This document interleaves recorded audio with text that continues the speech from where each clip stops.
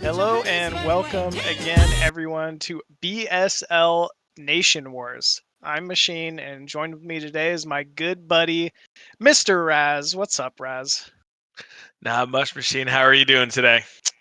Doing well, man. It's a wonderful Saturday, and we got some wonderful Brood War just waiting to see between two of the best nations currently in BSL Nation Wars, man. We got big, bad Russia facing off against Canada. And yeah, man, this is going to be a tight match. Yeah, some really well-known names on both of these teams, right? Really strong players, and it seems like the cards hit us right when players selected maps. We have DeWalt facing off against Crossy, obviously two of the best foreign players really getting after it, so that should be a phenomenal game.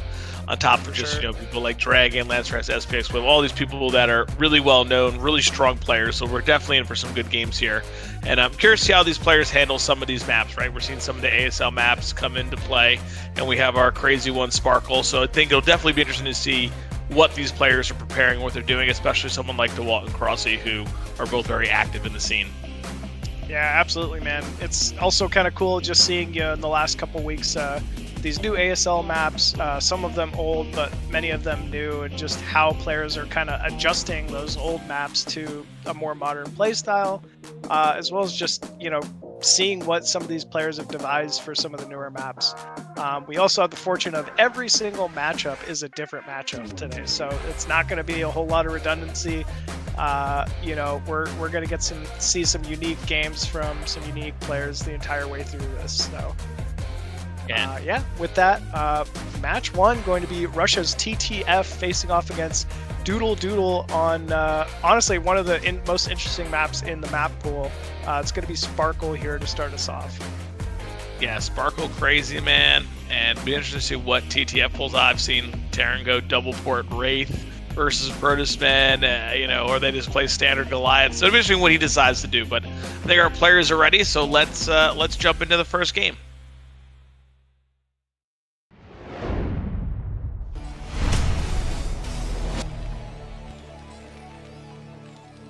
And spawning top right side of Sparkle as the blue Terran hailing from Russia. It is TTF. And in the bottom left, representing Canada, it's Doodle. It's kind of interesting you mentioned two-port Wraith here. When I'm thinking Sparkle, obviously as a Zerg player I'm a little biased, but it seems like one of the big points, one of the main advantages of a map like Sparkle is it has to be the extra expansions inside your main. So it feels, risky to hear that like Terran can even open two-port Wraith, but obviously that is a possibility, right? Protoss gets too greedy, maybe just opens up, Nexus and tries to survive with a single Dragoon or something like that early on. You will inevitably leave some positions vulnerable. Yeah, you leave some positions vulnerable, / if you don't go like Sarah yourself to counter the two-port Wraith, it's hard to get off the island, right? The Wraith are just so fast or so quick. You don't have stuff that can fight it. So if you don't go Stargate and you're like, I'm just going to keep going Robo, I'm just going to try to fly speed shuttles, it's like almost impossible. On top of like what you're saying in the beginning, the harass between the two bases with Cloak Wraith, like, are you going to put down cannons? That's really a big income to give away there, so I don't know if you do that. So I've seen two-port Wraith work really well here for Terran, but we'll see. It seems like both players are looking to have CC first versus Nexus first here. Yeah, I think this is a pretty good call. They obviously don't know this, but they're completely cross-map. It's going to be quite some travel time, in order to harass each other, in order to take expansions, in order to scout bases. Neither race really has something like an Overlord early on, so you're gonna, both are gonna need some type of flying tech in order to get scouting, going here early on. Yeah, for sure. I mean, Terran here will be flying the barracks, probably or crossing around searching, but it won't be for a while, and Doodle doesn't know that, so he's just thinking, I'm being greedy, man, I'm gonna get away with it. Yeah, and it looks like he's gonna, be rewarded for that. So not always a bad call to be greedy in StarCraft. It's funny you're mentioning the Corsair, right? Only on island maps is. Would you really consider opening Corsair PvT? Despite what we see Boneth able to do with D-Web, mid-late game still, like it's essentially a tech that can't hit ground, so it's purely a defensive option for Protoss. But once you start getting those Sarah numbers, you're preventing drops, you're preventing Terran from expanding, you're defending, early harass from those wraiths, things like that. So it's definitely a unique part of this map. Now, Machine, maybe I'm crazy. Is he building on the refinery already in the Terran? Yeah. I thought you had to kill that to build on it. Yeah, you do. It's building the refinery behind it, though. You can build it, but you can't mine it. Okay. Yeah, I just haven't seen someone take it that early before. That's different. And he is starting to plug away at it with the Marines, so this is going to go down momentarily, but he just really wants to get on top of the refinery mining, I guess, as soon as he can for that expansion. We see one factory already on the way, and then might be another open eBay. Yeah, eBay going to be key here. You're going to need something to defend, against those early Corsairs or any kind of airplay from Protoss. Armory as well, going down from Terran. Could indicate Valkyries, I would say.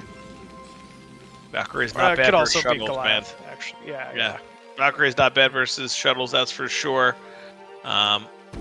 Interesting. Doodle's core is spinning. I wonder if it's range or +1 for Doodle. I'm assuming it's going to be range, but he does have a Stargate down already. He's probably going to build one Sarah and fly around and just kind of see what's going on. Yeah, just have some idea, like, am I against Wraith? If he was against Wraith, he's probably seen it already, but what am I up against? What is this guy building? Oh, we have another Sarah on the way as well. Probably a good call. +1 air weapons. I mean, why not go into carrier here, man? It makes sense to me. Carriers 2-base carrier, so I love it. Matchup. Yep, 2-base carrier. Let's do it.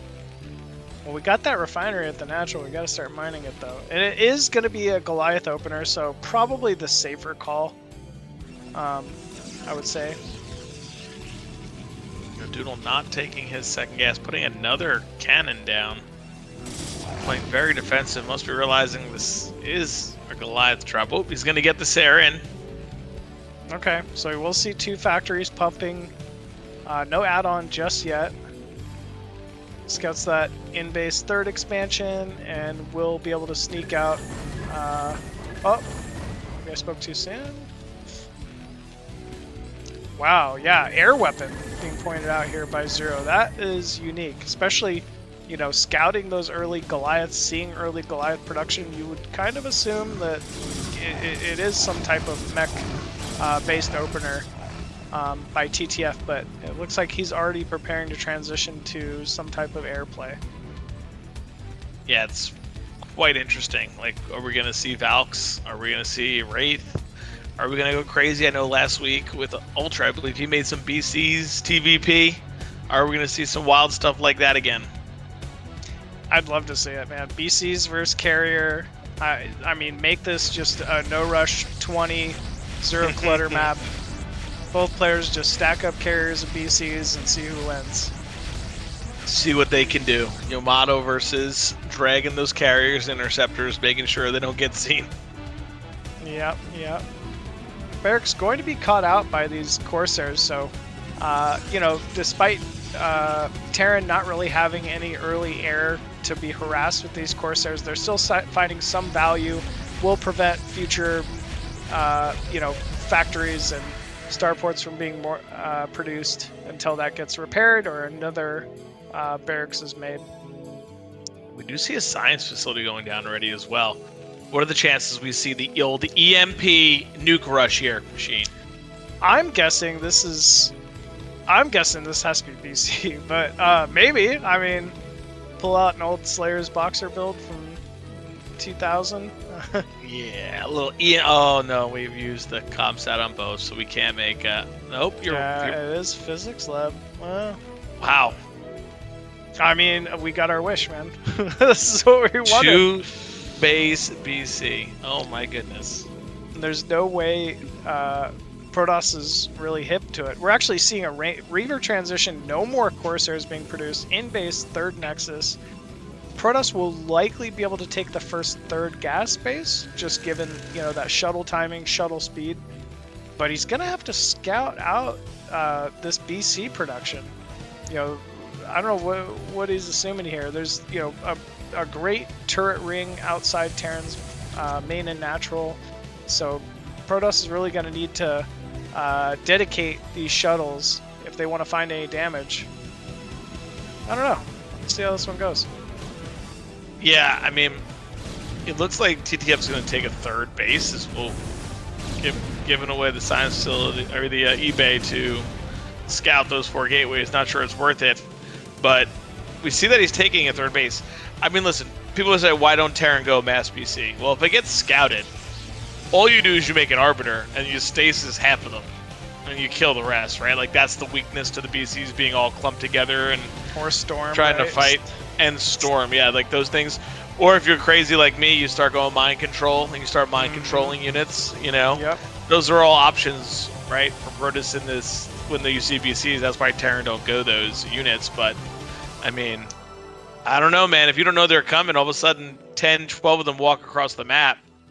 All right, well, let's see. Especially against Mass Reaver, right? Like, you're in big trouble. Here we go. Shuttle moving in. 3 shuttles, actually.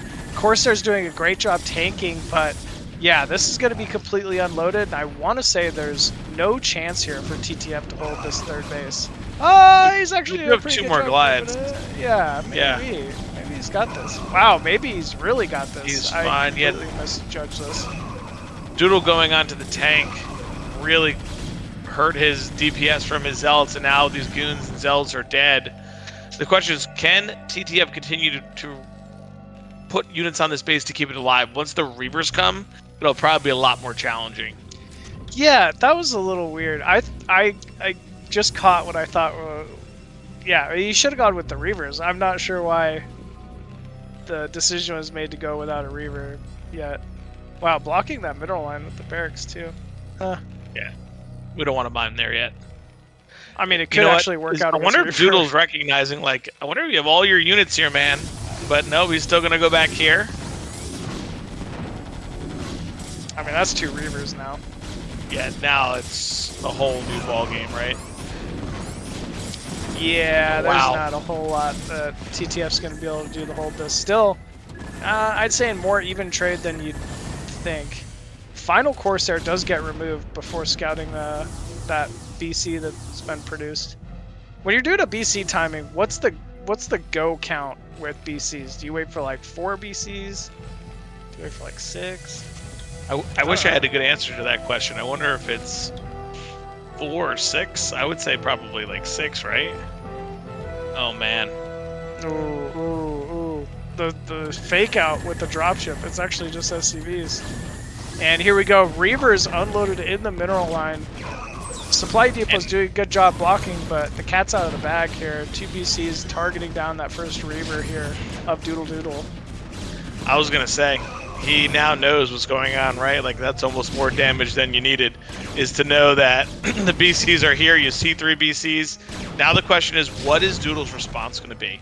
Will he decide to go scouts? Yeah, he has a Stargate. You can go scouts, are a great counter to BCs. Is he going to go carriers, which are not a great counter because of Yamato? So, I don't know.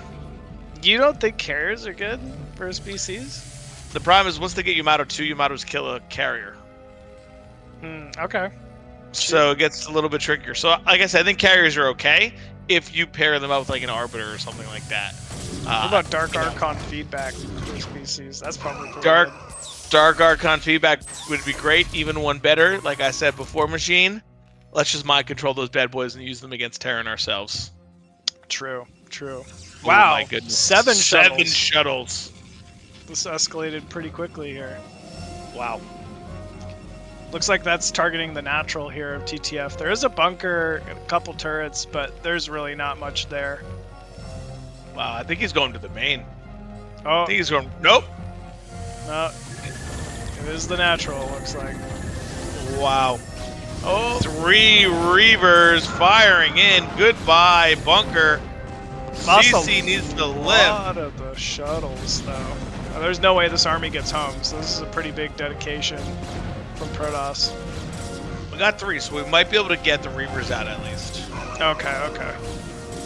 Which I think is good. Physics lab going down. I think he's just gonna drop and start attacking, man. Like start targeting the supply depots, you know.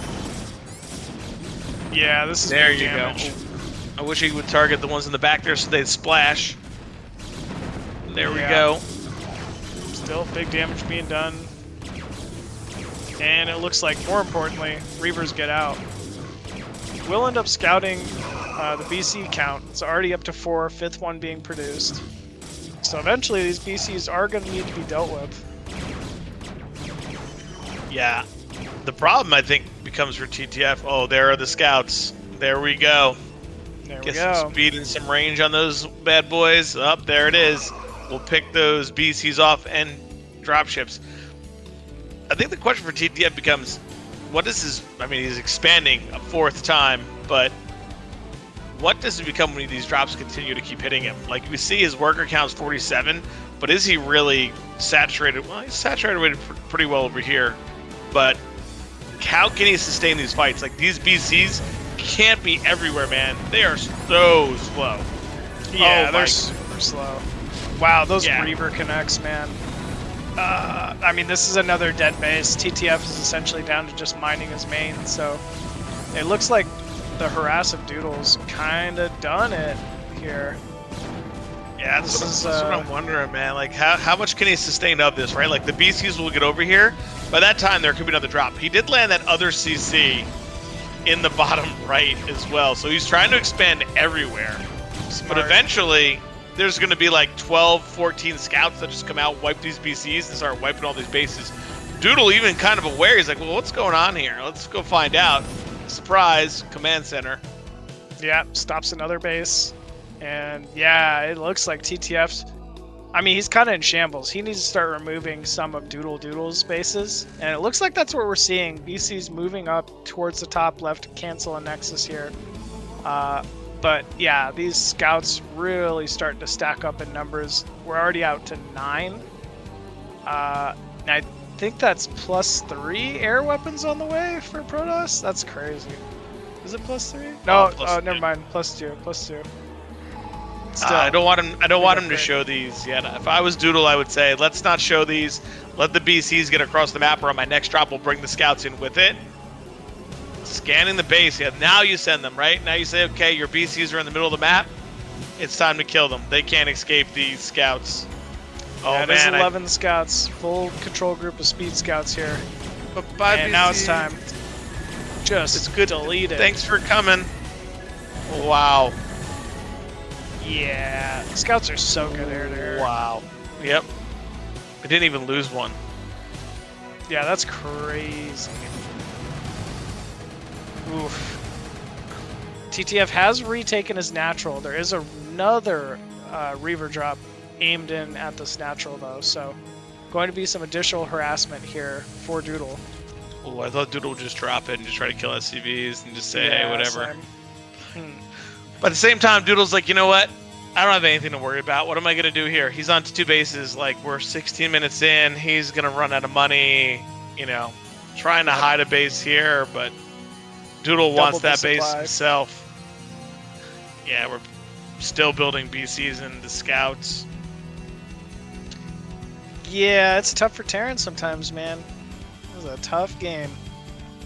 I don't know. I like the thought. I like the, you know, going BCs. It obviously looks like it's very viable on this map, but I don't know. Maybe you just need a little more of a mid game. Maybe Goliath drop harass earlier on or something. Oh man, that poor dropship. Yeah. Thanks for coming, dropship. Appreciate you. Yeah, dropship goes down. Third remaining command center going to fall as well. Doodle able to expand basically right in front of the Terran's face here. Yeah, I mean, he's almost 100 supply above. He knows he's in a commanding lead at this point. He's got 4 bases, soon to be 6. Probably, well, his main and natural soon to be mined out, but he knows that if, oh, and we're adding carriers now to this scout army. So we're going to have carriers and scouts. Wow, okay. Another dropship being picked off. Another dropship. I mean, yeah. This is just such a tough spot for TTF. He really needs to hope for some mistakes here from Doodle to have a shot. Yeah, unless Doodle throws his whole army into TTF's base. I mean, I think which Doodle knows not he's been in doing. command. Yeah, he's just been hanging and sitting and waiting. Yeah, not engaging the turret line, not taking any loss of any gas units for minerals. Just really what you're looking for here. Doing a great job of expanding, moving those idle probes out of the main and natural to, you know, mine his newer bases more efficiently. Yeah, Doodle doing all the right things, man. Playing really well. I don't see how TTF can really get his army to where he wants to go. There's so many scouts. Like, even if he lands somewhere to attack a base, the scouts have so much speed. So they're going to be across this map in seconds, and he's about to scout. Oh, can he snipe the shuttle with the double Reaver? That would be a big pickup here, especially for just 4 Goliaths. Where's the shuttle going to drop the Reaver?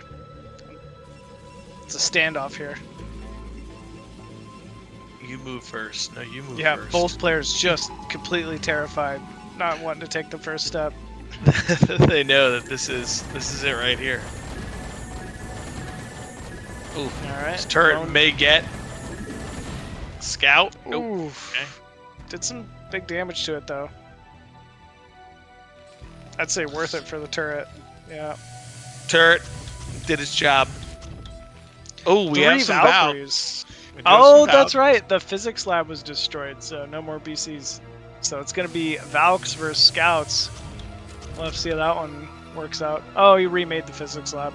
Still, though, this looks like Protoss going to try to prevent mid-right from being taken here. 4 carriers joining in. We have all those scouts, obviously. No upgrades on the ground army either, so they're going to be really weak versus these 2-1-1 carrier scouts. Wow, great control. Here come the Valks, though. He's going to add some great splash. Wow, big damage from those Valks. Actually, just shields being evaporated. So now the BC is able to actually get some good trading, but it's just not enough. TTF has called GG. He is exiting. Yeah. Well, yeah. I mean, the exciting one, we definitely saw something different, right? Like BCs, Valks, drops, kind of crazy on a crazy map. But I thought Doodle handled it really well. He kind of abused the mobility of the BCs, kept dropping on bases, making sure that TTF couldn't get up a third gas to really get his production going. And then behind that's like finally saw the BCs and like, you know, I'm just going to go scouts and we'll take care of business from here. Yeah, it was kind of nice. He was very resistant. You know, that first drop, for instance, trying to prevent TTF's third base.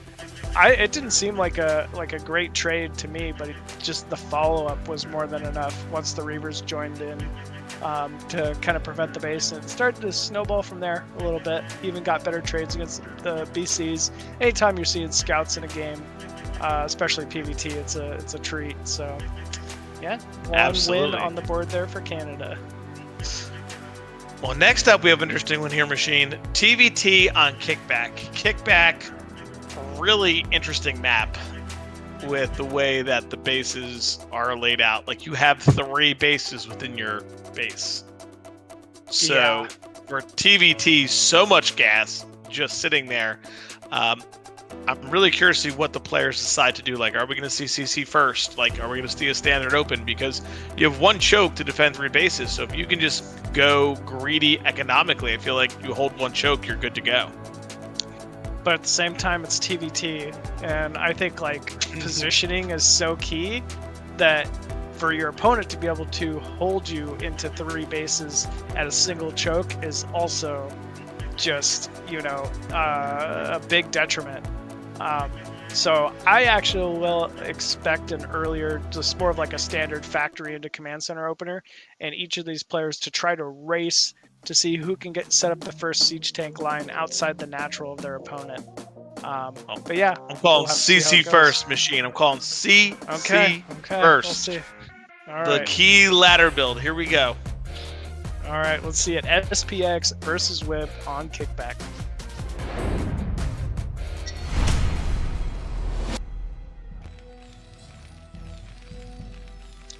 And spawning bottom left as the Red Terran, trying to bring it back for Team Russia. It is SPX. And in the top left for Canada, it's Whip. Team Canada got to be feeling good, taking the early lead in this matchup. Yeah, it was nice to get the first one right, like as you're getting into this series. Yeah, it always feels good, and you know, especially knowing DeWalt's in the lineup later on, right? You got to get your wins early. Oh, might be a little bit of lag. Yeah. So it goes, man. At least it's TVT. You're not micro mutas or something. TVT doesn't need. Don't worry. Your siege shoots still across halfway across the map. No big deal. No big deal. Yeah, just press the siege button. That's all you gotta do. Yeah, just click siege, man. Make turrets and press the siege button. SPX, definitely an old school Terran, man. I remember seeing him play in a lot of the original Nation Wars way back in the day, early 2000s. And still a gamer, man. Still at it. Well, Machine, you win round 1. They both went gas. No CC first.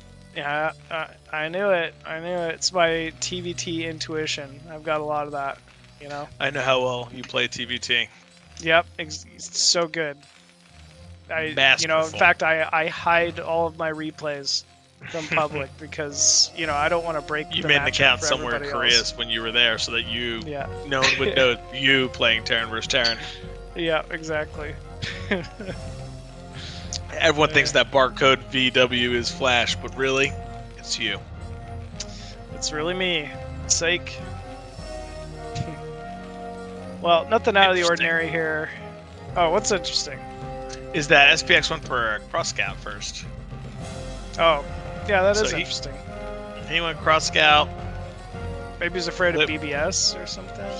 Yeah, but he didn't check the middle, which is why it's interesting. Did that not go through the middle? No, there's like a base in the middle there, or it's all buildable. Oh, okay, you're right. Yeah, I don't know. Double scout here. SPX sending it down. Yeah, that double scout going to pay off. He will have the first scout here, and at least SPX will know a little earlier what he's up against. Yeah, taking some damage. Yeah, Whip scouting SCV gonna take some damage. Probably not going to be able to scout nearly as much as SPX is. Does see nothing out of the ordinary, just that early factory opener. Yeah, 2 Marines here from SPX, so. Ooh, trying to block. Ooh, does block. Ooh, but he saw the factory still. That's the key. So yeah, not a big deal. I will say, playing on this map, Machine, is that what's weird about it is the main is kind of small. Yeah. At least to like make a Sim City somewhere, like you have that area right there where Zero's looking now, then to the right, like it gets a little tight. Yeah, especially if you're making a bunch of gateways and stuff. You almost need to use the high grounds at the natural and the third to place buildings, tech, and stuff. Yep, kind of crazy that way. But almost identical builds. I don't like that Whip is expanding towards SPX. I like that SPX is expanding away from Whip, like they have the options, because I feel like you're more susceptible to try. Oh, Vulture getting caught here from Whip, big deal. Ooh, Doesn't yeah, have that is a another big one. deal. Yeah, this is not great here for Whip. Oh my Wow, goodness. this is going to be big damage. Tank's not going to be done here for a few seconds. I mean, these vultures are easily going to make their money's worth. More SCVs falling. We don't even have the Marines in the fray yet either to try to help pick off some stuff. Yeah, he killed the Marines, so it's just, yeah, these remaining. Another SCV falling. Factory was super delayed. We see an 8th supply advantage here already for SPX. Yeah, 3 worker difference. I think I mean, we're at going to least see... it's just a 3 worker difference. Wow. Yeah, SPX seems like he's just going to go for Vulture Man. Right? I don't even know if he has an add-on to his factories. Look at this. 1, 2, 3. Wow. SCVs down. The Marines forcing a pull from the natural. SPX taking a 4-worker lead here. Yeah, that was pretty big. I mean, think of all that lost mining time. Refact Goliath, man. Whoa, not Vulture Man. Goliath Man. I don't know if you can really engage once, you know, tank gets any higher with just Goliath versus tank. I'm surprised to see Goliaths. Goliaths do pretty well versus tanks, but the problem is if Whip was to get siege. Like, he could siege on the high ground, like, he would be safe, you know, but he doesn't have that. 3 add-ons. Triple add-on machine. Love it. So I guess it's said just this the guy's 3 a Goliaths. gamer, you're right. He's a gamer, man. I guess he's just going to make the 3 Goliaths to clear the barracks and then go into triple fact tank production, or maybe even vulture upgrades. I don't know. It's weird to see 3 add-ons that early, to me. Yeah, especially only 2 gas. To underscore creatively is Subagosu for 45 months. Raz and machine less than 3. Oh. Gonna probably burn. Oh man, we're getting some love here from the subscriptions. Love it. Thank you. Oh yeah. All right. Well, does seem like SPX is kind of taking a commanding lead here. Still though, with it being TVT, Whip can really play defensive and definitely has a chance to get back in this one as the game extends.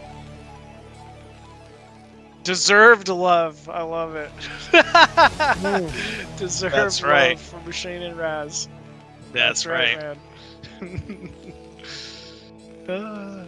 Well, we are Team seeing swipe both right players in the mix. Yeah, team swipe right on Tinder. In the mix. Here we go. We see both Terrans starting to create their lines, their take lines. As you can see, SPX feels a little more comfortable going forward, as he should. He definitely, you know, took the advantage here early on in this. Whip, though, not wanting to get contained completely in his natural, has created a line that'll give him some leeway to move units out. So I think it's a good call from him. And actually, I'm surprised to see so many tanks from Whip. That is a lot of tanks. 5 tanks already. Yeah, from just 2-pack production, right? He's doing a pretty good job keeping up. Maybe a 3rd now, it looks like. And then another CC going down here for Whip. Oh, yeah. So he will have the faster 3rd command center. Whereas SPX really just kind of focusing on placement of the siege line. And Whip is saying, you know what? I don't want to play this game. I'm actually just going to walk all the way around. This, with a 3rd command center, like, that's crazy to me. Oh, no. Here we go. Engagement happens. Good spacing from SPX. I think he's just going to get the better trade.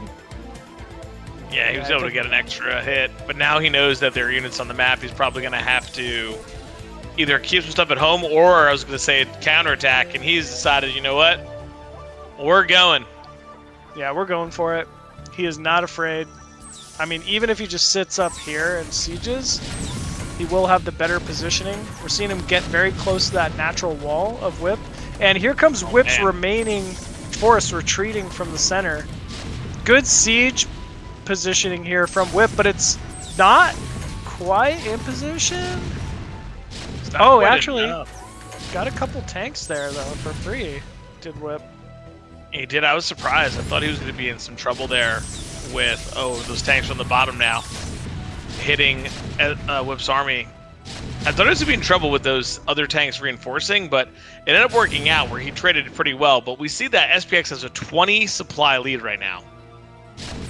Yeah, that's definitely a big advantage, you know, in any mirror matchup, especially TVT. So it looks like SPX being rewarded for that early damage. Third command center of his own going down, has not been forced to sacrifice any SCVs. Despite all the SCVs Whip has lost, I'll say this, wow. he's only down 5 workers, which is kind of crazy to me. Ooh, nice shot. I gotta say, it's been pretty well done here from SPX with the use of the barracks to snipe tanks, right? Like, tanks don't have the vision to fire as full as they can go. But he is doing an incredible job like this, where he's able to pick off some of these tanks, man. And now he sees there's only 2 and he's got 6. He's like, well, that means I got more. He's taking the middle there. Whoa, taking the center. That's some confidence. Wow, another good trade there. Able to pick off another couple tanks. And like Machine, you were saying, if you can hold this choke and keep this spot, right, like you could just dominate the map. Like there's nowhere else to go. So SPX taking full advantage of that and taking a double gas base in the middle here. Yeah, he's gonna. I mean, that double gas is huge, TVT. So I don't know, man. It's looking like SPX is just slowly tightening the lynch on this game. Yeah, he is just making sure that Whip is feeling the pressure. We see Whip finally taking a worker lead here with the third command center, but it is really tough right now. Finally adding more factories, SPX realizing, hey, I'm about to take a double gas, I can afford it. I mean, definitely going to be difficult. Whip may need to get into a star port here and maybe be able to start getting drops done, but really tough position. Yeah, mega tough position. Oh, actually though, Whip using that high ground for the first time. This could be good here for Whip if he starts maybe picking off single or double, 2 siege tanks at a time with that high ground advantage. But at the same time, this is what he's fighting against. It's the economy. Not only does SPX have the better positioning of his line, the economy is just going to catch up. It's just what it's going to do. So, I don't know. Whip's got to start making some decisions, taking some risks, or SPX will continue to run away with this game. Yeah, he's going to have to decide, hey, I'm going to try to go for this bust right now. Maybe pull SCVs, try to get through, because the longer this goes now, the bigger advantage that SPX is going to have, especially holding that center base. And if you're SPX, why take a risk, right? Like, you already have the advantage. You have the additional bases. You've been ahead as far as your early pressure. Like, don't make a big blunder, walk into high ground tanks, and lose half your army in an instant. Just sit back and wait for Whip to come to you. And it looks like that's exactly what he's going to do. Yep, SPX just being patient. No need to put your foot on the gas now. He's containing him with turrets to make sure that he doesn't get dropships out. He's just doing a really good job, man. Playing really side. Oh, we do have one dropship sneaking out here for the top with some vultures. Maybe he can do some damage here in the middle of the map. Does he know that's there? Oh, I say that. It just got scanned, right? Or maybe not. Yeah, sure. I don't know if he knows about it. Yeah, he doesn't know about it. He's avoiding, probably just assumes the SPX is taking bottom right. I know I would. But, not going to end up finding anything at the end of the day. Yeah, it's pretty wild. Oh, man, he's coming. He's going to see. Wow, that's a lot of tanks. The rally, yeah. Oh, four port Wraith. Oh, he's going up. He's going to scout it. What? This is huge, actually, scouting 4 port Wraith. I mean, Wraith's definitely one of the least efficient units, TBT, as far as just heads-up fighting goes. That being said, there's very low Goliath count here for Whip, and also Wraiths cause issues for drops, which is maybe the one advantage Whip has had so far. So and Ninja Expo top right, by the way. Yeah, he's got to do something. I like this. SPX should honestly expect this. Yeah. Oh, sees the turrets, sees another base going up. Goes anyway? He's like, whatever. Sees the turrets. Oh, no! There come those Wraith! Man, SPX with that Ehan timing. Taking out these drops very quickly. Thanks for coming, Whip. Thanks for bringing those to my Wraith. I've been waiting for this moment. Yeah, those Wraiths already finding some good damage. He does find top right, so I was calling him out for that, but man, he is prepared. And yeah, I mean, I don't know, if you're SPX, do you try to engage? I don't know. I don't need to move. I think you just sit here, right? Like, you're good. You're good. You know he has no bases. You're taking...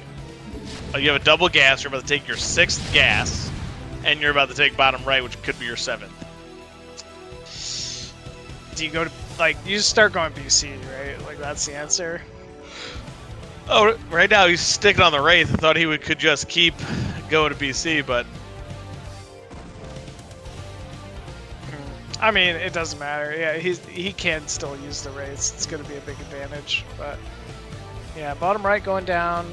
Mid, additional like double gas being mined. We see a good gas surplus for SPX here. Meanwhile, Whip is completely gas starved despite the 3 bases pumping nonstop. 12 o'clock. Okay, I like this. Yeah, start funneling some units out. Try to secure that base.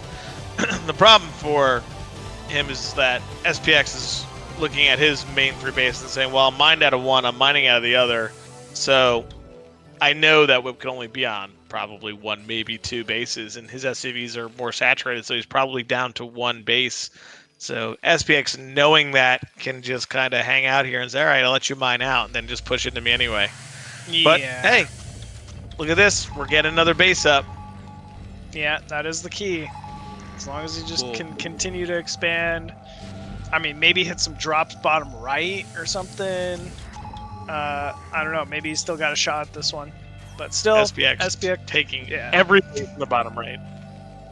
Yeah. I mean, he's got the money for it. What? Oh my goodness. Beautiful snipes. Beautiful snipes. There's so many Wraith here. Even with 5 Goliath, it doesn't even matter. They're just melting them down, and then the siege tanks will... Oh, and there's the GG from Whip. Wow. Wow. Yeah. Commanding win there from SPX. Played that super well against a really strong opponent on, a brand new map. So big win there for SPX. Big win there for Team Russia. And once again, we got another tied up nation war between these two. Yeah, 1-1. I mean, really well played there from SPX. Like you said, he was able to get that choke, man. That was just key. Once he was able to push in, he did such a good job too. Slowly moving up the tanks, sieging, unsieging, picking them off. And then the Wraith switch was like got scouted, but it didn't even matter at that point. Whip's gonna go back and watch that replay and be like, oh my god, the middle. Like, he was on 5 gases. Like, that's just tough right there. But hey, brilliant strategy, brilliant idea, right? Like, to just go take the double gas. Why not? Like, your bases are susceptible to anything anyway from drops. Just take the middle. He knew he had an advantage, and he was confident in kind of holding that natural, with that tank positioning. So, yeah, like you said, why not? Like, it's only gonna snowball your advantage with the, the income of that additional gas. So.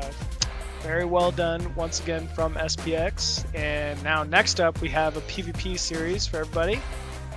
From Russia, it's going to be Mr. LancerX facing off against Dragon on Minstrel. Raz, what do you think of this one? This is going to be a tough one, man. Both really good players, both staples, been playing forever. We'll see if they decide to get tricky at all, because it is a 2-player map. I don't think Dragon really gets too out of the wildness where he'll proxy double gate or anything like that, so I think it'll be standard from him. And I'm kind of expecting the same from LancerX, where it's just going to be a very standardized game. Maybe we'll see some DTs mixed in, but I don't think anything will be too crazy. I've noticed, at least in the last weeks that I've been commentating LancerX, he also got PvP, and it's a lot of DT openers, but it's like not all in. It's like DT Expo style openers. So, you know, he could just as easily switch it up. LancerX has been around a long time. And I'll say Dragon likes to get into that late game, but, you know, with PvP being what it is, if you overmake a couple additional probes, it can really come bite you later on. So we'll have to see how this one plays out. But it is going to be Minstrel, which is obviously one of the newer maps. Yeah, it has some weird pathing to it. Yeah. Because of the way the thirds, like the thirds block the way, but if you mine them out, like you can walk through them. So like in the beginning, it's really strange because you can't walk all the way. So it's definitely interesting map. Definitely interesting. Couple bridges and ramps. So it'll be interesting to see what players do if they're more passive or more aggressive, whatever they decide for this series. Yeah. All right, folks, with that, both of our players are ready, so let's go ahead and jump into the third game this evening. LancerX from Russia facing off against Canada's Dragon on Minstrel.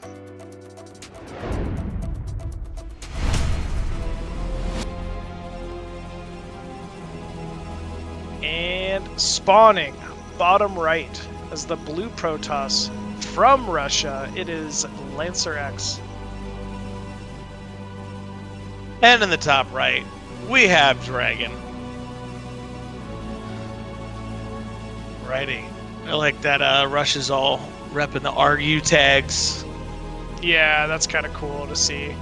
All that team camaraderie, man. The same players have been, you know, playing out of the same country for so many years now. You know, these guys all know each other so well. It's kind of cool to see, you know, they're still competing together. Even after so many years. Yeah, they're doing well. Doing what they got to do here. Playing, keeping Brood War alive. We love that. Yep. Always do, man.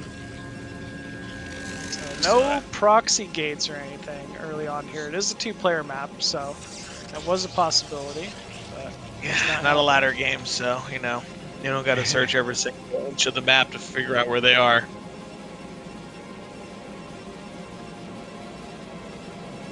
It looks like Dragon going to be going for the first scout. The only real difference so far between their two builds. Yeah, I think Dragon's just trying to be safe and say, hey, what's going on? A little bit of advantage to LancerX, obviously not scouting. You know, you get that extra probe, extra just minerals coming in that'll help him get a little ahead. But Dragon seems to be boosting pretty well, so it's not too off the pace. Early core going down here for LancerX. Dragon's just momentarily behind. Both gases have completed for each player. Dragon gonna do the old harass the probes on the gas, try to get LancerX to pull probes off gas to mess up his gas flow as the game goes. Love it. Ooh, almost dead on though. They're on pace. Yeah, it's a pretty close game here so far. The early scouting from Dragon hasn't really seemed to affect too much of his income. We'll see the Zealot too. Nice pullback on that probe from Dragon. Not taking any unnecessary damage here from the early Zealot of LancerX. We'll see. It's likely going to be range here on the cores for both players. Yep. Even Dragon producing a Zealot. Little I guess I was maybe just assuming he might try to go for something like a Dragoon first, but maybe wants to prevent any possible scouting from LancerX. Yeah, I'm a little surprised he didn't skip the Zealot and just maybe try to go fast for second gateway, put some pressure on, because, you know, he did send the scouts so early, but decides he wants to be safe. It's an interesting game scenario here because LancerX should be forced to go robo, right? Like, you don't know what's going on, you haven't scouted at all, so you really should go robo and play to a mid game. Now, Dragon should know that, right? He should be like, all right, this guy's probably going to robo, so he could be more greedy and go like a 2-gate or 3. He's pulled off 2. 3-gate. We're going to see a 1-gate into 3-gate, right? That's 3-gate. Is it going to be a 3-gate? I'm pretty sure when you pull up gas like that. You're going 3-gate. I thought maybe he was going to go 1-gate Expo into a 3-gate. Oh, I see. Yep. And it looks like LancerX also going into... Oh, no, he goes 2-gate Robo. All right, advantage Dragon for a little bit. Because if LancerX gets caught on the map at all, the game ends, right? Like, if he gets caught with his units, Dragon will just have more. But LancerX will have a little time where if he holds and backs up his ramp, he can get double Reaver and then press Dragon. So there becomes that flip-flop depending on who wins which fight or how the game flows. So Dragon's going to want to get across the map as soon as he can. Once he gets about probably 6 goons and the Zealot will go. That'll be his timing. Okay, 6 goons. Basically just 1 round out of the 2 additional gateways. Yep, but Probe sneaking in. No. Oh, he's gonna see it. Look at that positioning on that. Sees it. Yeah, cat's out of the bag here. Still, I mean, it's too late to adjust the build. Well, I say that. You can just make Reaver earlier or whatever, but... Well, now he'll be able to skip Observer, right? Like, he just put down a robotics facility and put the support bay down and then just go Reaper. So Dragon knows this. He knows his build has been scouted. We do see, as you were saying, those 6 Dragoons running across the map. This is going to be the pressure timing. Lancer has 5 Dragoons and a Zealot of his own, so he will be down basically just 1 Dragoon for this fight. And actually, Dragon might be just going with 5. Yeah, just wants to get the better trades here, force the fight early on. 7 Dragoons coming in for Lancer. Lancer taking the advantage here. Wow, with the travel time, he was able to get it up, and he took a lot of shots trying to dive for that first Dragoon. So the Zealot took a bunch of shots, and the Goons took shots. So Lancer must be feeling good right now, knowing that he's held the 3-gate here. And now here comes the Reaver. He's definitely held. Dragon taking an Expo, which he definitely should. It's a good idea. LancerX cutting probes to get the second Reaver out, it seems like. So the dance will begin in the middle of the map machine. Now, I would be surprised if Dragon pulls all the way back and doesn't sit by the bridges to force him to drop Reavers and go back, drop Reavers and go back. Kind of slow it down until you can get some Dragoon count up. Because you can go into something crazy like 5 gates here, or like in just non-stop production of Dragoons to try to overwhelm the Reavers, or you go into a Robo of your own. But there should be a little window here where LancerX will have 2 Reavers and a shuttle and be able to push into this choke point. Man, just all the information is for LancerX. Yeah, that probe pulling all the Dragoons back too, not just sending a single goon after it. Oh, he even sees the probe setting up to build tech top left for Dragon. And here we go. Lancer's decided this is the move out timing. 2 Reavers, shuttle just about to complete. We'll likely just pick those 2 Reavers up. Bring them across the map for the big battle. We're going to need likely a battery or something like that for Dragon to hold this. He's going to probably need to... I would fight by the bridge. You know, don't let him get a good concave. Like, you get a better concave by the bridge right there. You know, that's probably the best you can do. Force him to drop the Reavers. Maybe he drops them too far. But you know what? I say that, and LancerX is like, you know what? I'm going to go around the outside. All right, now let's see if any units get caught, because here's where it gets weird on this map. They're caught. Yeah, those ones caught. Oh, what's going on here? There we go. Oh, yeah. So, is that going to be the last time these units get caught? No. There's a chance they get caught over here, too. Oh, wait. Yeah, they're stuck. Probe even moving out from Dragon. I like this. The scouting pylon mid-left is going to see the positioning here from Lancer. Wow. Oh. Reavers, though, just dive bombing in, pick up a free Dragoon. But he leaves his little buddy behind, man. Does kill 3 Dragoons, though. That's crazy. Was that Reaver damage? I feel like he has Scarab damage upgrade. Oh my! Are you sure? Oh my! Oh my! Oh my! This is it. I think Lancer's done it. I think he could have. No, I was like, he can't afford it. Okay. Shoot, it just felt like it. I mean, everything he hit with those Scarabs just died. Wow. And there's Wow. the GG from Dragon. Wow. LancerX coming in strong. Despite only having one Reaver for the fight, able to take Dragon down. And that's the risk, man. That's PvP. You know, like you go 3-gate versus 2-gate robo and you don't win the initial fight because they scout it, game over. I mean, it's just the way it is. Yeah, it was so close too, right? It did look like Dragon had the unit count advantage there momentarily, but then 2 more Dragoons just ran down the ramp at the perfect timing. As you said, Lancer's pullback of that selected Dragoon also, you know, adding a little more damage to that battle. So, well done from Lancer, and now it looks like Russia taking a lead once again in this match. Yeah, with your best player coming up too. That's always a good feeling, right? Like you're like, all right, we took 2 of the 1v1s. Well, guess what? Here's DeWalt. Good luck, other team. I don't know. What can you even say about DeWalt, man? Like that we haven't said 1,000 times so far. The guy's phenomenal. He's just he's a monster, man. Phenomenal. Yeah, he's been incredible for quite some years now. You're hard pressed anytime he's up at bat to say he's not at advantage against whoever, against whatever. Doesn't matter, man. There's no weakness. Like every matchup is just buttoned up. If there's a player who could do it, I believe in Cross. I believe that he could be the guy that could take him down. ZVP, he's tricky. He's really good. You know, he's taken him down before. If there's someone in this lineup that might be able to snag that game off of him, it could be Cross. I agree with that. If there's someone in this Team Canada lineup that can do it, it's got to be Cross, man. He does have nasty ZVP. Not afraid to put the pressure on. Not afraid to take the risks. If you're DeWalt, the last thing you want to deal with is a risk, man, because yeah, you're DeWalt. Like, you know, it almost goes without saying.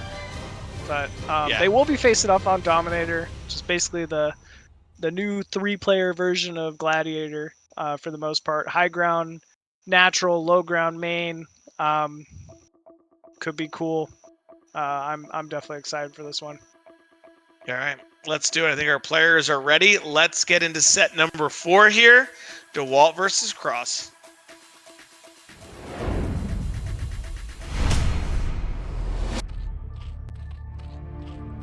Ooh, baby. Top left, Blue Zerg, hailing from Canada. The one, the only. It's Cross. And in the bottom left, the man, the myth, the legend. It is DeWalt. Oh, baby. Whew. I got tingles, man. My hair, it's standing up on the back of my neck. This could go a bunch of different ways. I haven't seen a whole lot of ZVP on this map, by the way. But yeah, excited to see how this I've played a little bit, but I haven't seen much of it. I'm a little bit behind on seeing some of the pros play their games on these maps, you know. But it seems like DeWalt is opting for a Forge First opener. I think that's smart. You know, the walling seems a little more difficult to figure out here. Anytime you're opening Forge, it's just gonna be safe. Yeah, it looks like maybe Forge, then Gateway on top, 0 pointing out here. Block with a Zealot. And we're seeing a gas from Cross? That's... Overpool gas? I think that's 9. I'm going to assume 9 pool. Wait, because no, he made the... He made an Overlord, so it's gotta be... I guess it's over gas. This is different. Anytime as Zerg you're building this early gas, it is a committal. You are saying, you know, even if you're either mining gas most likely to get Zergling speed, try to slip by some Zerglings and harass Protoss early on, or you hide it and go lair. DeWalt must know the timing really well because he is going Nexus first. Yeah, and if he doesn't get this,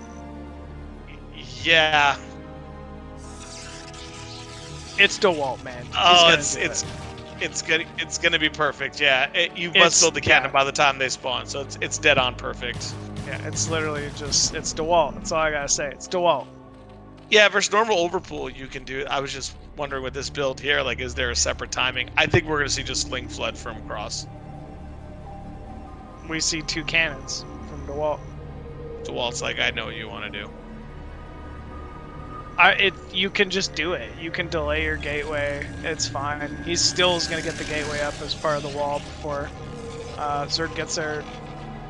Zerg's spreading Lings out. Didn't actually gun it straight for... We're back to 100 gas, DeWalt's man. natural. Yeah, I think he's going lair. I would have preferred the lair or the speed cancel into a faster lair, especially seeing that the gateway was delayed. But who knows? I mean, who cares? It's going to be fine. More and more Zerglings being produced here. Likely going to catch this probe. But what's cool that Cross is doing is he's only showing so many Lings at a time. He's trying to say, oh, DeWalt, you're fine. You're safe. Oh, you're good. A Hydra Den. Hydra Den. Whoa. 2 hatch. Hydra, baby. We're going in. We're getting after it now. I did not have this as part of my read here. 2 hatch Hydra.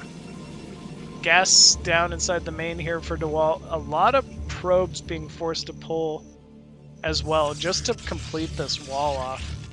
He now sees the amount of Lings. Yeah, keeping good tabs on that Ling count. First Zealot is out.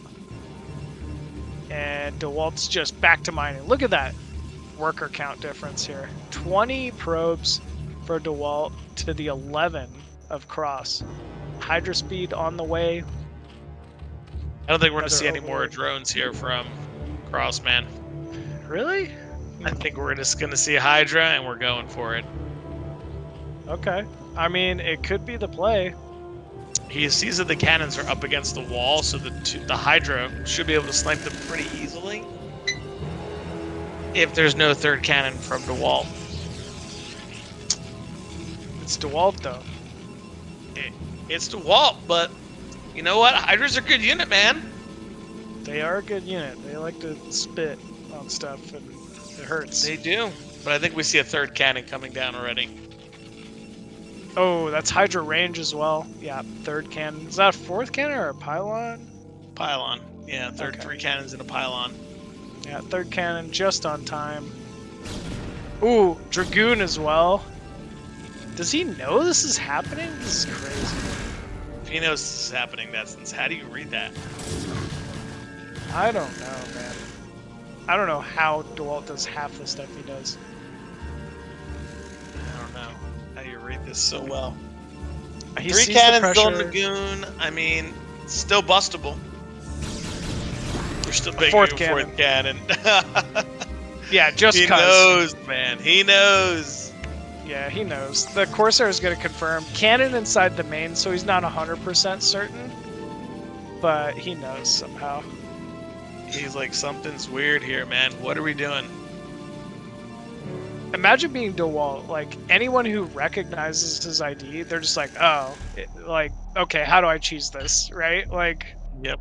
Like, I'm going, and my. The perfect pathing for the Corsair catches the group of Hydra, and they're like, all right, go time. He found attack. us. Everybody attack. I wonder if he'll pull probes here. Probably use the Corsair to probe drill. Yeah, 2 more cannons going down. Here we go. Cross focusing the first cannon. One. Instant. Second, instant. Third, instant. Even getting Lings on it. Did he? Whoa. Whoa. That went a lot better than I thought it was going to. For Cross. Yeah, I'm a little bit shocked right now. But the probes are doing a fantastic job right now blocking. That one cannon, other cannon's almost done. Probes doing a good job getting kills. That cannon den as well. Probes surrounding Hydras. What? No way. I think Cross has done it. He's in on the other cannon. There's no more cannons. Hydra streaming 2-3 at a time here. No way. Cross coming in for this win against DeWalt here, taking care of business. Man, DT coming out. Hopeful. We have 9 probes. There is an Overlord. DT dead. The surround. Crap. I mean, that was just unlucky, but man, that's crazy. Overlord down, but we have 7 probes. Yeah, that's his +1. That's his forge. That's his. Oh, that's the game, man. We're dead. Yeah. DeWalt's still in it. It's probably just been a long time since he's lost a game, so he just forgets how to leave. But He's like, Cannon going down here. Man, this is crazy. Cross actually taking a game off DeWalt. wow. And, yeah, that's it, man. I mean, if you're obviously that was the 2 Ling speed into 2 Hatch Hydra from Cross. You know, big risks being taken, but still, it's been such a long time. I saw someone not named Bonif take a game off DeWalt. That's cool. I found that pretty impressive. So. I told you there was a person, Cross. Machine. If there was a person in the lineup, it could have been Cross. And he was able to get it done. Well done from him. Kind of crazy. I mean, listen, in best of ones, you know, it doesn't matter how you do it. You just get it done. So 9 pull speed into Hydra speed and range and just ends up busting the wall. I think what Trigger caused to do was the cannons were up against the wall. So he was like, okay, I can get to those. I can snipe those really fast. But overall now it's 2-2 Machine going into the 2v2 match here. Yeah, it's 2-2, man. Cross is rewarded for the risk, and yeah, that's all down to the 2v2. Once again, I feel like I've said that every time I've commentated Nation Wars here. It's these matches between these countries have just been so tight, and you know, comes down to the 2v2 the majority of the time, which is really cool to see. Yeah, but yeah, so many 3-2 score lines this year so far. So many. No one really running away with any of these. So wow, for sure. We're gonna have Defi and Takoya once again from Russia facing off against Nublish and Hysub. So should be a cool match. We've got to see both these teams compete over the last couple weeks, and you know, I'll say probably a little more of the standard 2v2 style you're used to seeing with Nublish and Hysub, whereas Defi Takoya with that Terran Zerg duo. Oh, never mind. We have a sub. Just got changed. We got a sub.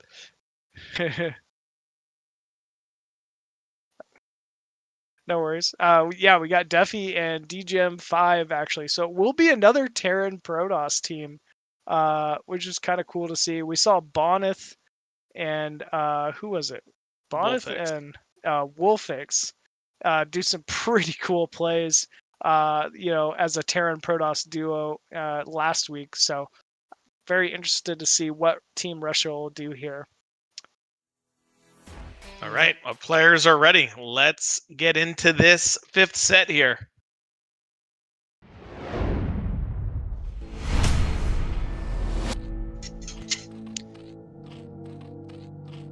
And here we go. Top left spawning as the Zerg. For, I believe, Team Russia, it is that Defi? Oh, it's Defi. Sorry, Defi. And his partner, bottom right, DGM5. And for Team Canada, top right, as the yellow Protoss, it is Nublish. And bottom left is Zerg. Hi, sup. All right. Each team has a Zerg, so this will be different, or more standard, I should say. Yeah. Retro, definitely just like VP versus old CP, standard man. map. Interesting. Yeah. I feel like it's either like high aggression or the total opposite. You go gritty eco, right? Like you don't ever play in the middle ground. Yeah, it's gonna be 9 pool 2 gate, or it's gonna be like 12 pool hatchet ramp with you know, some like 1 gate tech or something. Yeah, I don't know. Could get crazy. We also see, you know, sometimes like an early forge opener from Protoss to protect Zerg natural or something weird, which can be cool. Yeah, it's always a good build. Both Zergs here seem like they're going 9 pool speed right away. Looks like there's going to be some serious fighting going on early. Yeah, seeing 2 gates go down for both teams. So there will be a lot of pressure here. I like the pool placements for both Zergs. Identical pool timings. Nope, never mind. Totally lied. Looks like, yeah, Team Russia with the faster pool here. So the question will be, will both players go with speed, or will they go with a lair? It looks like Russia here going with speed, and Team Canada, we will see, going with the lair. So they're going to play a little more defensive. Yeah, it always turns into attack the Zerg with the lair in this game. So I would assume so far Hysup going to be expecting some pressure from Team Russia here to start things off. Yeah, he's already built a creep colony. Look at the drones too. It's 4 lings and nothing but drones. Likely going to need a second creep colony, which I'm sure he's aware of. Yep. Whoop. Whoa. You whoa. knew it. That's a cool place to put it. Usually every Zerg puts their Spire there, but I kind of like putting the Sunken there, actually. It reaches the other Sunken, which is nice, right? So when they do come in, you'll still get some use out of it. It's not like it's that far away. Yep, yep. And I guess you put the Spire in the mineral line or something, but... Yeah, or maybe below it. Yeah, maybe. Maybe. So the ramp has been taken for high sub. 3-gate Zealot, man. Team Canada going 3-gate Zealot while the Spire comes up. Huh. Is he just hoping to maybe run Zerg over? I don't know. No, hoping that his partner gets up Muta first and kills the other Zerg. I mean, that's always the plan. I'm a little interested to Third Sunken. not see any pressure. Yeah, bottom left here. Looks like Protoss and Zerg not even trying to commit, but at least they're keeping Zerg honest. Anytime Zerg's building 3 Sunkens, you know, that's a big committal. Yeah, I agree with you on that. That's a lot. Oh my god, a 4th Sunken going down. Could even be a Spore.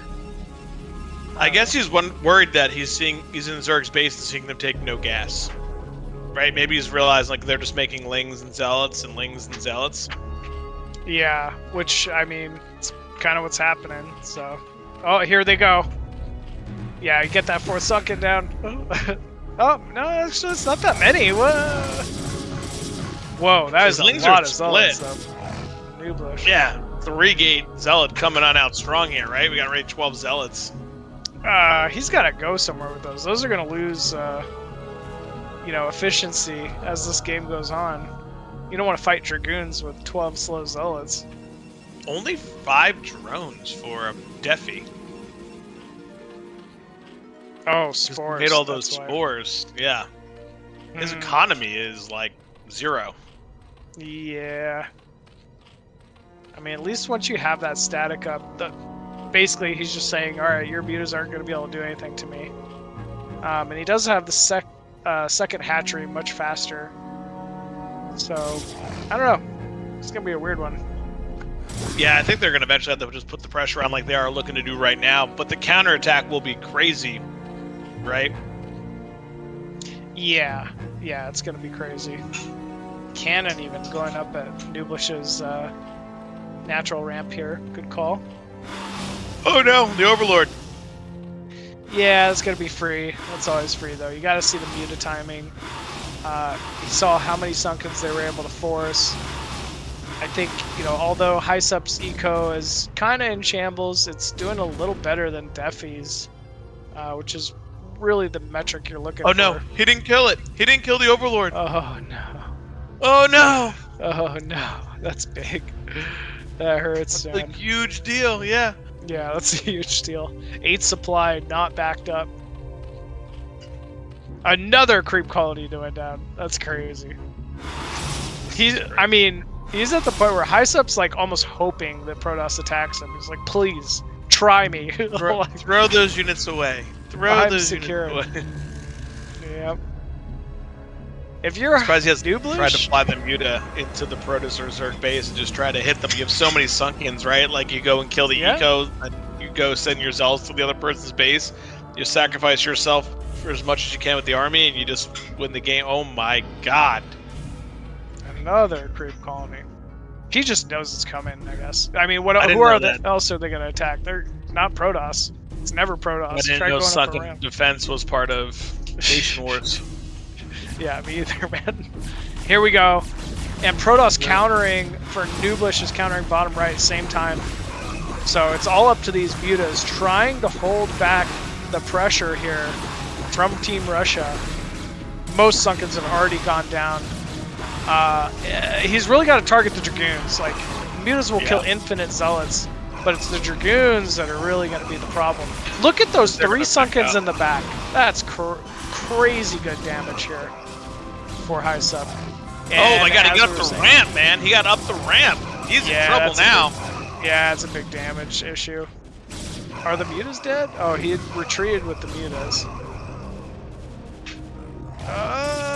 It looks like it's a trade, man. Protoss is going to be dead, but so is high sub for Canada. Just got to try to counter with the mutas. Probably the best call. All goons frozen. All goons. And you wonder why it's hard to play this race. When you have that happen, it's unbelievable. That was a 6 goon freeze. And, dude, he's held, it looks like. Yeah. Yeah, he barely held. That's crazy. Oh, no, never mind. Here come the Muta in to help finish it off. And here's what's good about this trade, right? Like, they're trading out the Zerg, but Defi only has 9 drones to the 23 of Nooblish. Yeah. He's all spores, which aren't going to help against Protoss at all. Protoss is in Nooblish starting to take an expansion, it looks like, even. I'm not sure why they're backing up here. They need to go in and kill these Dragoons so the Muta can do damage. I thought he was dead, man. He's fine. Yeah. Oh my goodness. Has Team Russia done it? Have they held in this 2v2? I don't think so. I don't think it's over yet, for sure. Wow, Dragoon's even walking back. That was a mistake. No, Zerg is dead. Right, he killed the hatchery. Zerg ain't dead, because he got 3 Muta, man. You're never dead when you have 3 Muta. He's still dealing damage in these fights. Yeah. I mean, that's potential to kill other Zerg's overlords the entire rest of the game, right? Like, he's not dead. He's still able to fight, still able to apply some pressure here. What really matters is Nooblish versus DGEM. And we are seeing, actually, DGEM taking a commanding supply lead, which I've just kind of realized. And he has 40, he has 40 pros, which is way oversaturated. He will mine that main base out pretty quickly, but it's unfortunate that Zerg doesn't have enough money to make a hatchery. Yeah, it really is. But so it goes. Isolate out another Dragoon. Crazy damage. Still finding value, killing a single Zergling. Yeah, I don't know why we're sending our Zerglings there. Zerg is dead. Just check and be done with it. Now, definitely, we see up to 16 drones. And here's the problem now, right? Like, as this game goes on, the 2v1 becomes harder and harder. The smart thing that he did do was take an expansion. If he can hold the expansion to be 2 base versus 2 base, you know, maybe he can take this out. Well, he is. He's holding 2 base at the moment. He's got the forge spinning, which means he's got some type of, at least an upgrade advantage on the Protoss. These mutas continuing to find damage. Second gas going to be operational here for Nooblish momentarily. Ooh. DT locking him in, so he's forcing Observer Tech, which he does not want to build. No, he definitely does not. Yeah, this is crazy. I think Nooblish is already on +1, so he might be going already up to +2 on his attack, which is a big deal, PvP. Yeah, it's a big deal, PvP, for sure. Yeah, here comes a DT +1 did get now. removed. Oh, he's going +1 armor. Not as strong. Not as strong. Okay. You get more value out of the +2 attack than the +1 armor. How's armor against the Ling Muta? It's okay. I mean, you want the. I mean, it's not like he's getting carapace, but it'll make his units obviously more tanky versus the non-upgraded Lings. We are seeing the probe count go up significantly for Nooblish. Obviously, with that second base, he's at least mining more efficiently than his Protoss counterpart. Observer completed here. Oh, baiting out the Dragoon pull. Gets Almost a nice storm sniped off. the Observer, man. Yeah, that was a nice one. Oh, DT coming down, but there is an Observer here. At least sniped the probe. Gets scouted out right away. Yeah, it's tough. Yeah, that's unfortunate. You obviously are hoping to get something for your DT trades. And now Zerg has Muta on the map. He's probably going to just eliminate these Muta from high sup. Oh, only gets one. Too. Yeah, not bad. That's something. Scouted the Muta timing. Ooh, big storm. I mean, that's big damage. Yeah, but he killed the Archon, so now he's going to have to move back. Yeah, Muta got to do some serious damage here. He's got two more. Ooh. Got 2 shots off. That's a big deal. Yeah, it is a big deal in this. Means already Defi's Muta pretty bruised. Ah, man. Yeah, like you said, if you just hang on for a little bit as the 2 team, what else can you do, man? Like, this is looking more and more like Team Russia's gonna end up pulling this one out. Yep. And here we go. Fight is happening. Zealots trying to get some damage before the remaining cannons start doing some damage here. One Archon trying to make some connects on these Muta, not quite able to do so. And man, did they do it? Did Team Russia do it here? It looks like they've held.